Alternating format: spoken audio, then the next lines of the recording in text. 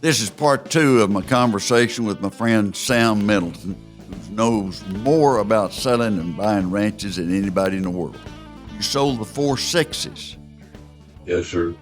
And tell us about that. Well, I was very honored to get to do that.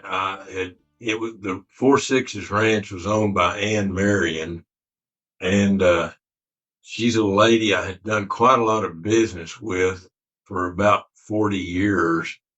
And I had sold several ranches for her, and I sold one ranch to her and did a lot of appraisal work for her. But I had a very good relationship with her, and I can remember before she passed away, she told me that she said, "When I pass away, there's instructions that I want you to handle the sale of the 4.6s," which actually were three separate ranches.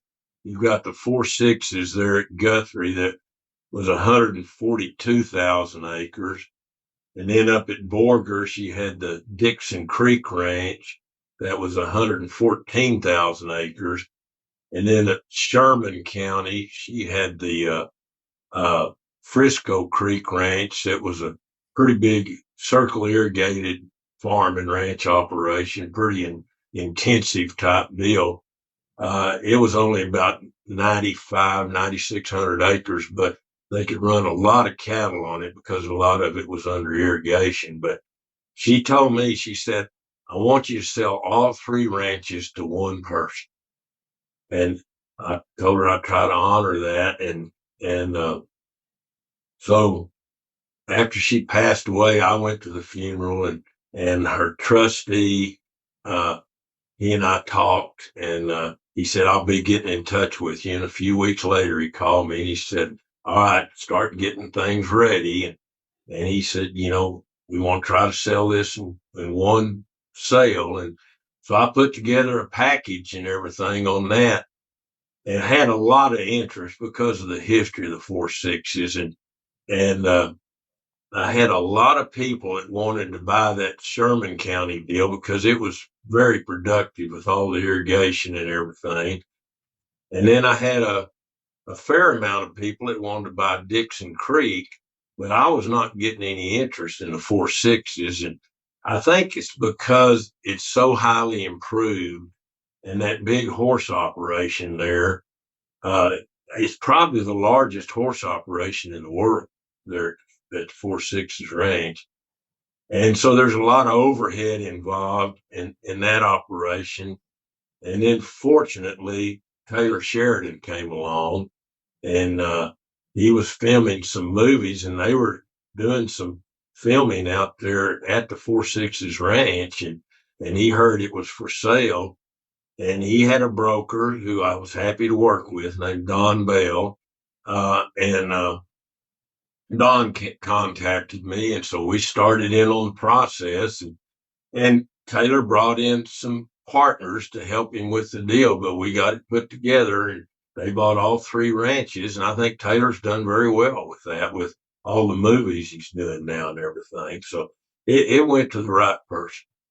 It was the big movie producer, and everybody watches Yellowstone and all the things that he produces, and he's a good producer. And that you take the history of the 4.6s, there's the story that the reason that the 4.6s named the 4.6s, a guy won it in a poker match with 4.6s. I don't think that's true, but that's the story that's out there. It sounds good, doesn't it? It does sound good. The truth is, Burt Burnett, when he was a young man and just getting started in the cattle business, he bought a set of cows around Denton, Texas, that had the 4.6s brand. And uh, and so that's where the name really came from, was the first set of cows he bought.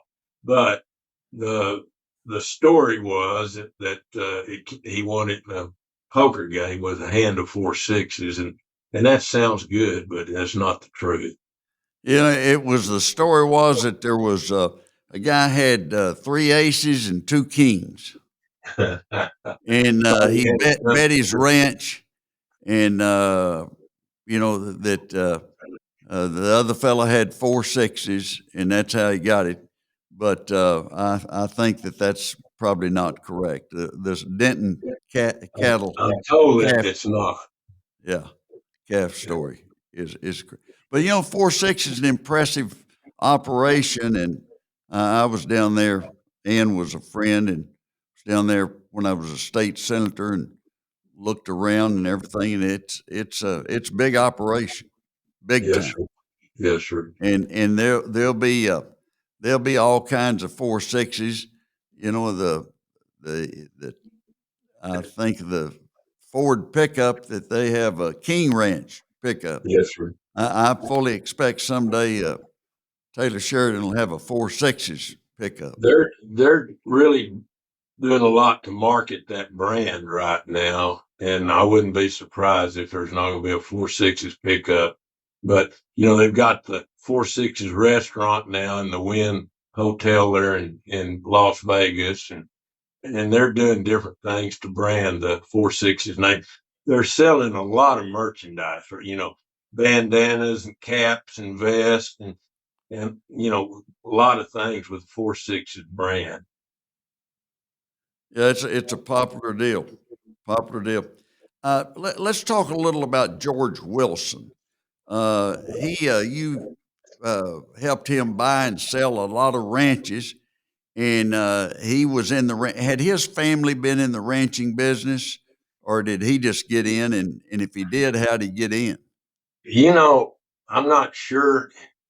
His father was probably in the ranching business, but George was a large operator, and he was the old school cattleman. He owned he did a lot of trading around, buying and selling ranches, and I was fortunate to do a lot of business with him. But I can always remember he would have at least 150,000 acres of land that he owned scattered around. And he was the old school that if that 150,000 acres would run 3,000 cows, typically he would have 4,000 cows. He was always stocked to the maximum, and he Grazed had it to the ground.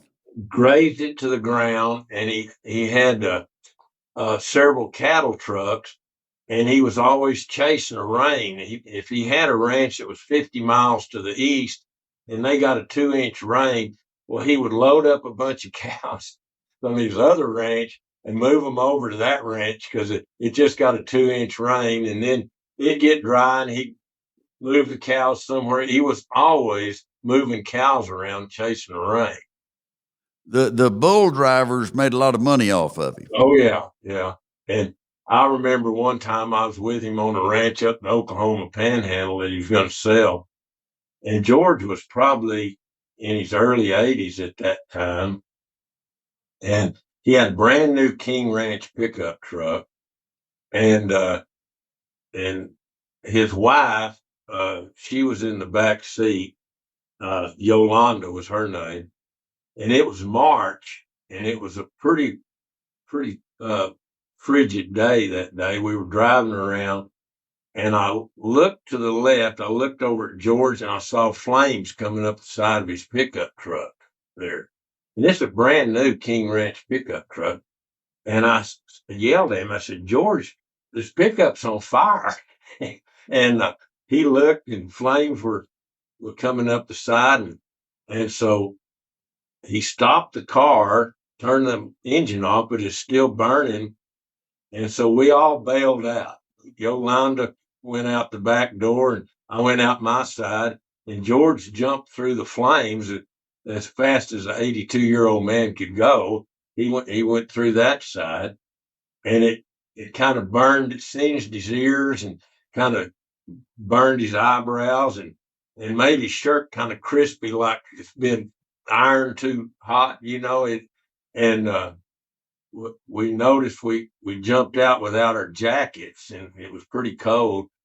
And he said, "Sam, my grandfather's 45 pistol is under the front seat of that pickup truck." Oh God! So I went back in.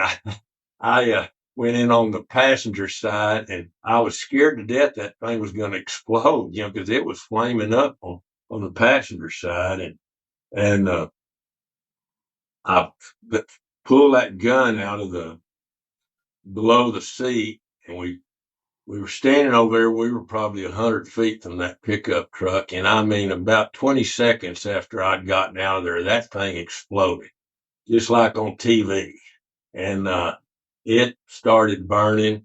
And fortunately, there we weren't concerned about starting a grass fire because he had that ranch grazed off so short.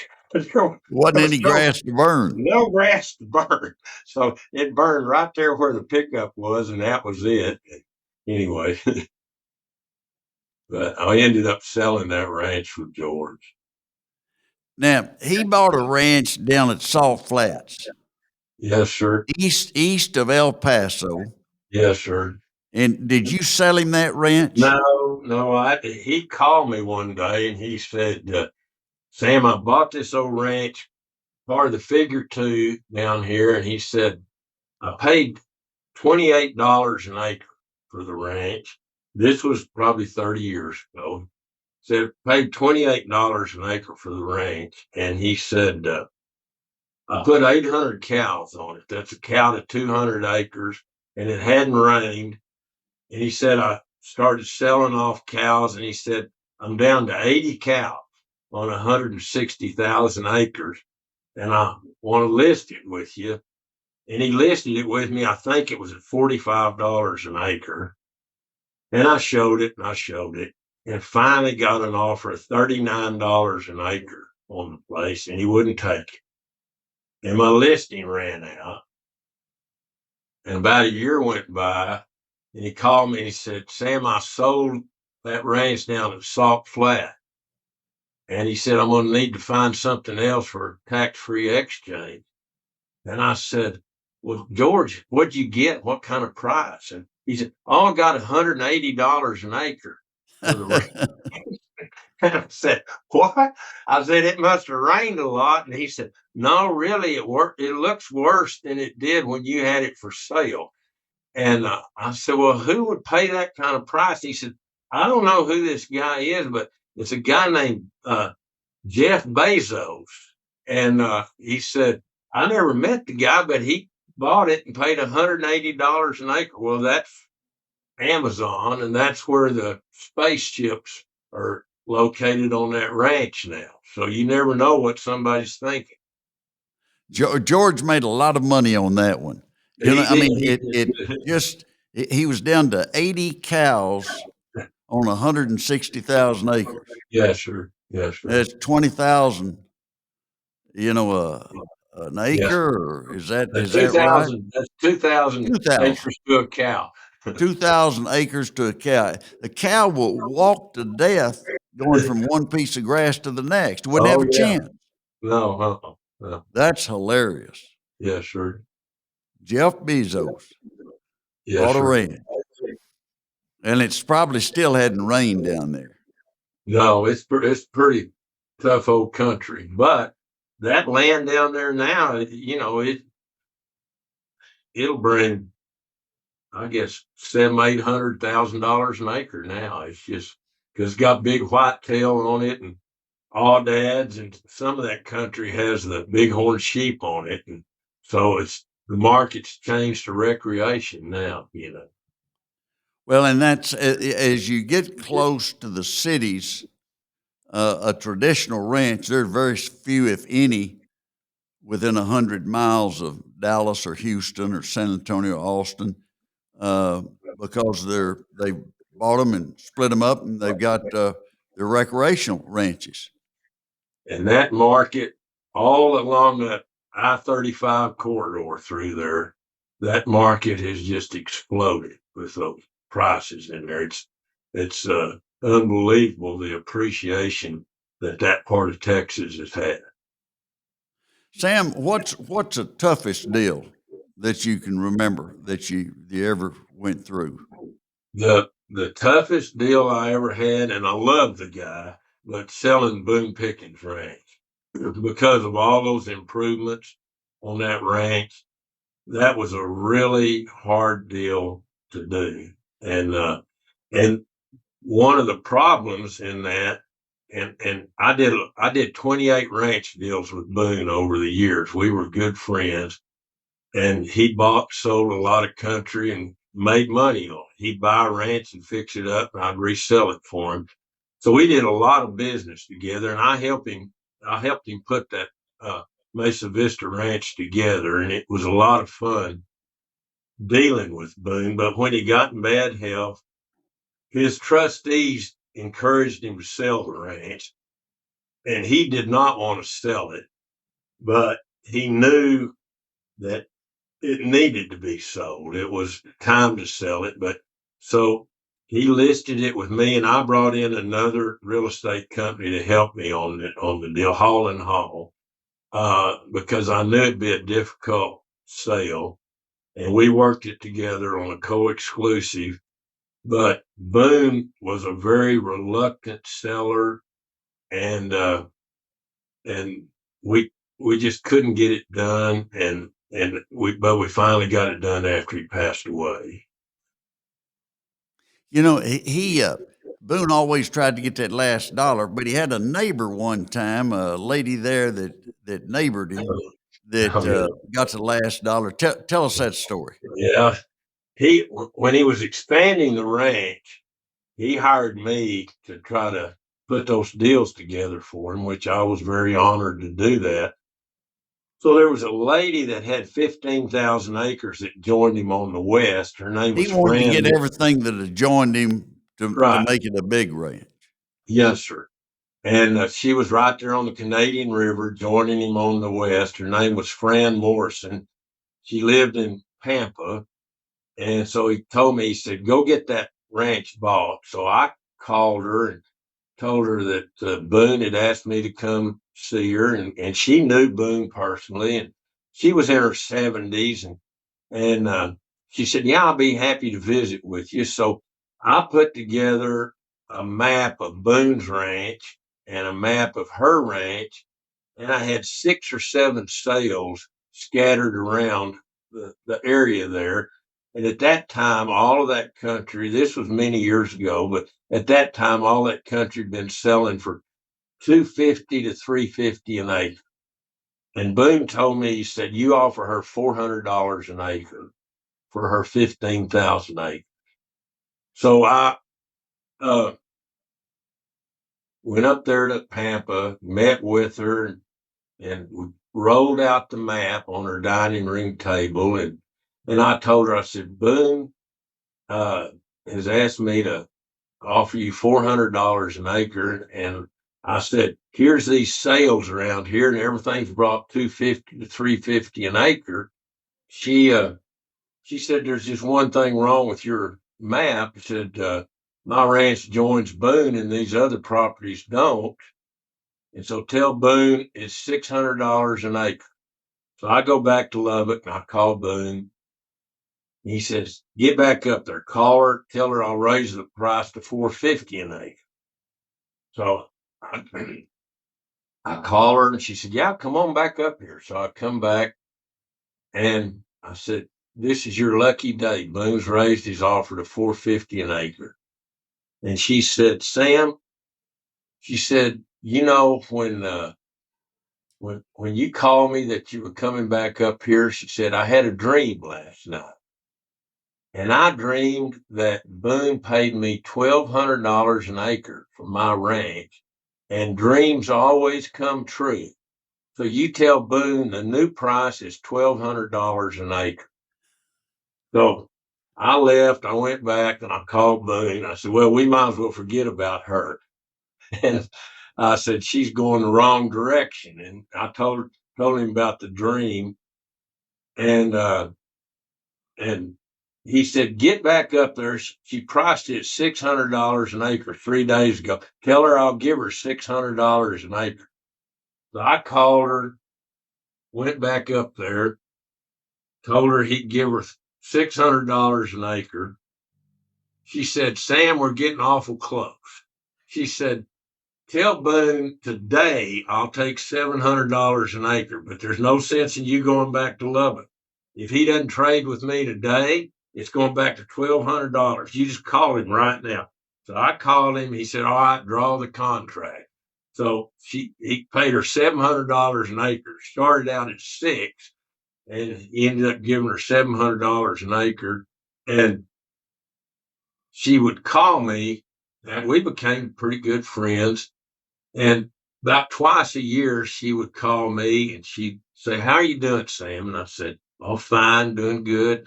And she said, I'm just a simple country woman from Pampa, Texas, but I out traded Boone Pickens. And I said, yeah, you did. And she had a good laugh. She died a few years ago, but anyway, she had a good time telling that she had out traded Boone Pickens.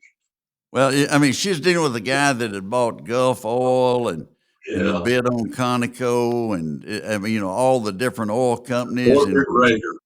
yeah, corporate raider and everything. But he had a ranch lady next door to him that was tough as nails and didn't give in. Right, right. Well, I always enjoyed Boone. We were on a board of regents together back in 1972. So we go way back, and I always enjoyed him. I went to his funeral, Yeah, I was there and, too. and you had to have a ticket. Yes, sir. Yes, sir. And there are a bunch of us talking out afterwards, Alan White and some Yeah. others, and Jim Sowell, and Alan said, Boone, there's nothing he would like better than knowing that you had to have a ticket to get in his funeral. And I said, no, there is. And they said, what's that? I said, Boone would have been a lot happier if it had been people outside scalping tickets, trying to get Yeah, in. right. And they You're all right. laughed and they said he would have been Yeah. happier with No, that. he was he was one of my dearest friends. I loved the guy, and it was sad because he was such a go-getter all his life and totally consumed with business. And when he got in bad health and he was having eye problems, he couldn't see, and he was having some dementia issues, and it was a painful to see him going downhill because he didn't want to give up. He was trying so hard. And I remember one day I was with him and he was, kind of getting in bad health. And he was talking to this young man and he was very animated. And he was saying, he was going like this. And he said, now, son, I've been married 4 times. And I said, Boone, you've been married 5 times. And, and he looked and he thought and he rolled his eyes and he said, Sam, one of those was a throwaway. That's Boone. That's Yeah. great. Are there any other stories that you've left out that come to mind that would be a big winner? Well,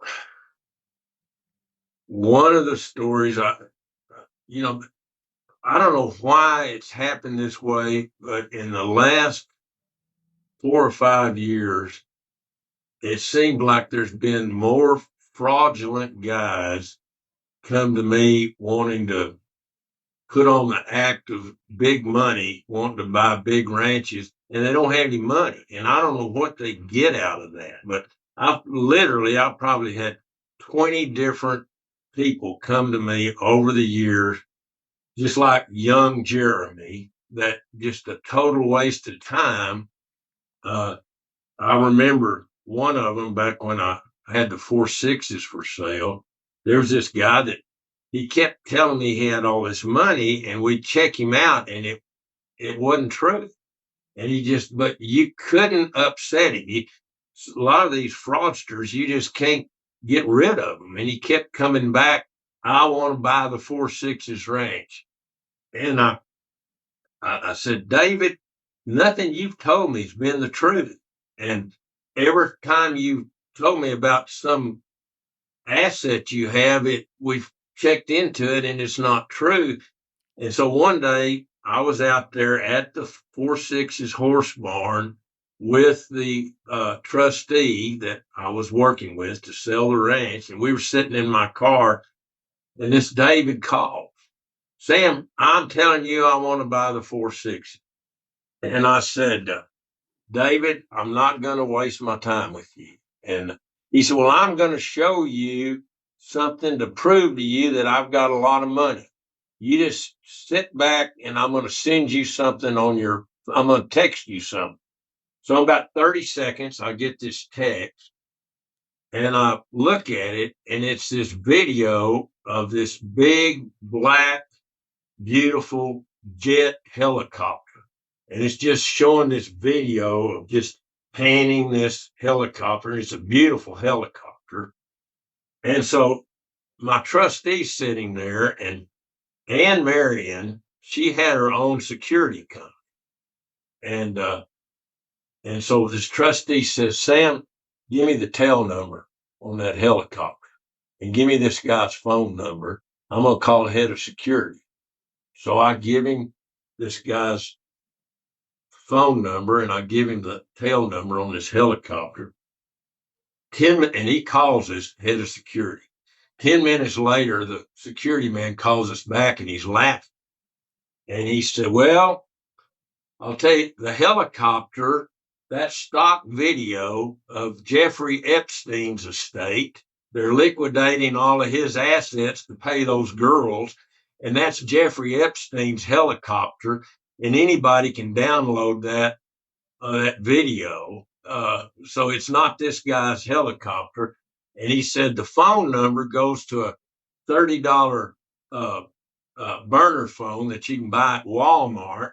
And we've checked calls, and most of his phone calls go to adult dating sites. So, but why these guys waste your time when they can't perform?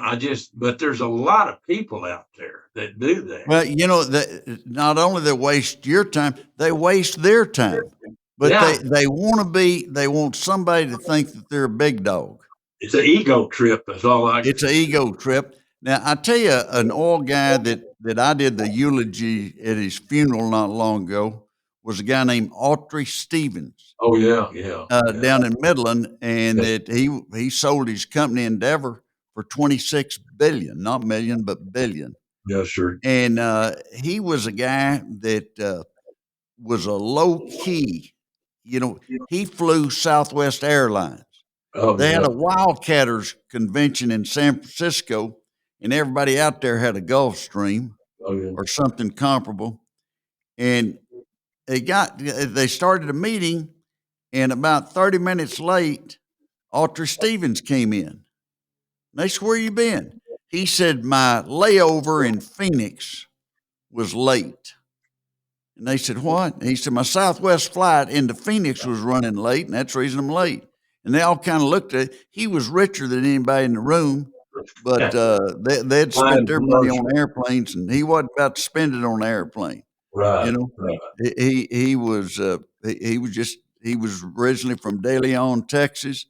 He played football in high school with Ben Barnes, and he was a running back, and Ben Barnes was an end, and they played in the same high school. But for high school, had less than 60 people in the graduating class. One of them became lieutenant governor, and the other one became one of the richest oil men in the world. Yeah. And but he was a great guy, great guy. In closing, Sam, your book is that a copy? You got a copy there in front of you? No, I don't. No. We'll get one. We'll show it. The book Swapping Dirt is a great book, Thank you. and I would advise you to buy it and read 2 or 3 chapters a night. It'll give you something else to think about and let your worries be set aside. And Swapping Dirt, and it can be ordered through the Texas Tech Ranching Heritage Center. Yeah, all the proceeds go to the Ranching Heritage Center. I'm not making a dime out of it, so it all goes to charity. Well, and I hope you'll get a copy of the book.